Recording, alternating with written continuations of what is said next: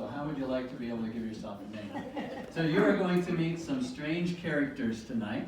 But before that, I thought I would start with a magic trick. And sir, what is your name? Joseph. Joseph? Joseph, I'm going to ask you to take the ring. It's a solid steel ring. I'm going to ask you to see if you can find a hole in the ring. Ma'am, could you hold on to that end? Just give it a little tug. Give it a jerk. We got a jerk at this end. I don't know about that end. Solid rope, right? And Joseph, is it a solid ring? Oh, yeah. Did you find the hole in it? No. Really, you didn't? No. Well, it's a pretty big one, Joseph. Here, let me show it to you. It's right there. So, Joseph, I'm going to ask you to hold the mic. Could you do that? Sure. And I'm going to, your name, sir? John? John, I'm going to ask you, if you could just hold this up for me a little bit. I'm going to ask you to pull this solid steel ring right off the rope. Now, Joseph looks like a pretty hefty fellow. So if I only put the rope through the ring once, I think he could probably pull that off. What do you think?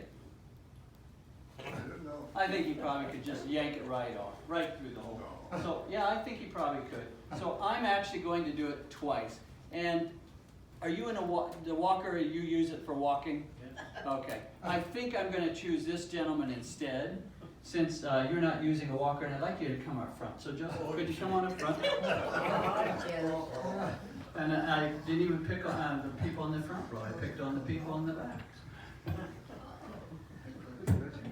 All right, so Joseph, what I'm going to do is I'm going to tie the ring onto the rope once, then I'm going to tie it on twice, then I'm going to ask you to pull it off. Could you go ahead and grab the ring right there? And if you step back this way just a bit, Pat and those ladies over there can see what's going on. And then I'll explain why I'm doing this trick in just a little bit. All right, on the count of three, you can help me count. 1, 2, 3. Give it a good pull. Pull harder than that. Pull, and it comes right off. Thank you, Joseph, for your help. So those of you who come to the show year after year, like John, have seen that trick maybe 5 or 6 or 7, 8. I don't know how many times we've been doing this show. And the reason I like to do this trick is because it was taught to me by the amazing Mr. Ames, or Charles Ames. He was somebody who was part of our magic club. When I got to know him, he was an elderly gentleman, and he had some trouble with his fingers. So he was somebody at one point whose fingers were magic. When I got to know him, his fingers were not magic. It took a little bit for his fingers to do what he wanted them to do.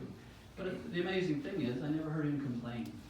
And I always found him to be someone who was very happy to teach me things, because I was just beginning in magic and really did not know very much myself. And I just found him to be a great mentor and a great friend. And eventually, he and his wife moved here to the home, to the Mennonite home. And so we started doing a magic show here as a club. And after a number of years, the amazing Mr. Ames died, but his wife was here. And we were having so much fun, we came back and continued to do the show. And then after a number of years, she died, but we're still having so much fun, we keep coming back. So thank you for inviting us back. And I've asked his son, Chip, to come up and talk about Charles, his family, and anything else he'd like to say for us. This is, you're going to talk about the table, I assume? Yeah, yes, right, yes. Yeah, this was a table that was built by